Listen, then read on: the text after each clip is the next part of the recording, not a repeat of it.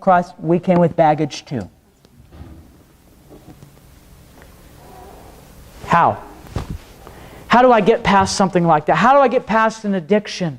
How do I get past a sour marriage? How breathe life back into that marriage, that family where they're shouting and yelling in anger at home? I've tried everything. No, you haven't. Certain things, as Jesus said, this kind can come by nothing but prayer and fasting. I'm not an expert in fasting. I do fast and pray. One of the most spiritual ladies I know fasts one day a week.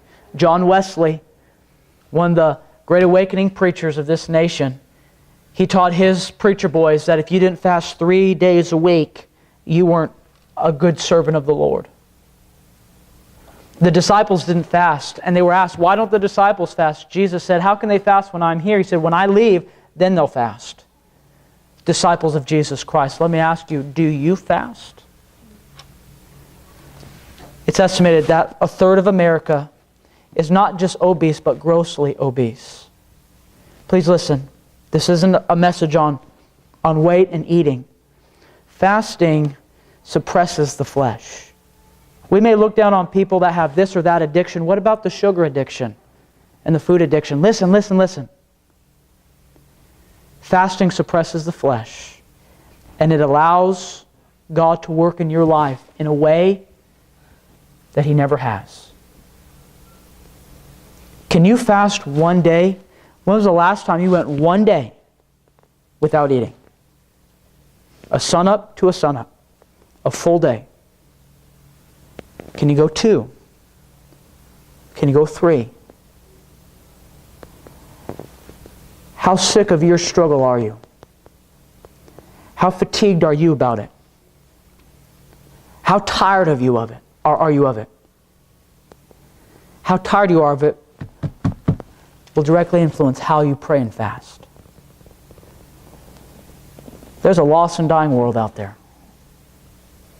And there are open seats in this auditorium, and there are open seats in the church where I pastor in Paso Robles, California. Seats that God's people have paid for, that God has enabled that those seats would be filled. How is this church going to be filled? How is Mid-State Baptist Church going to be filled? How are people going to get saved and come out? We live in this day of atheism and humanism where the average young person doesn't care, doesn't think, doesn't want anything to do with Jesus Christ. How? Prayer and fasting. This nation used to have leaders that would call for a day of fasting. And I hope you study American history and the Christian history of America.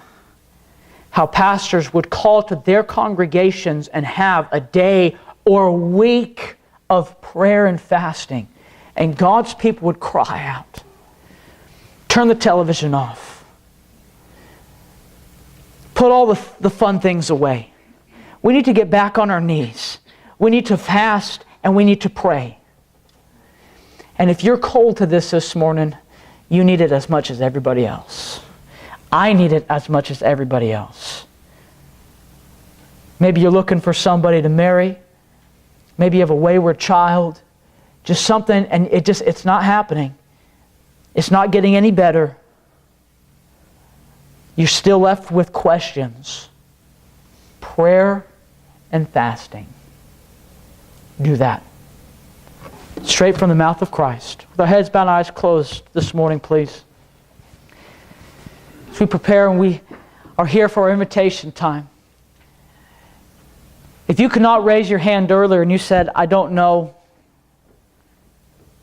for sure. Others could raise their hands and say that they were saved, but me, I don't know.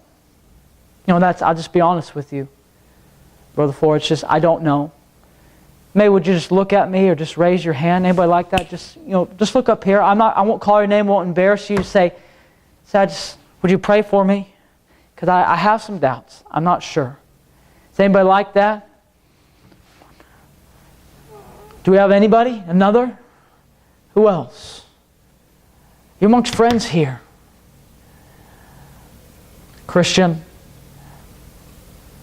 what's your struggle? Do you relate to this father?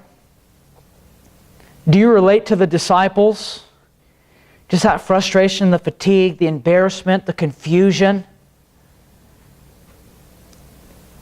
This kind cometh by nothing but by prayer and fasting.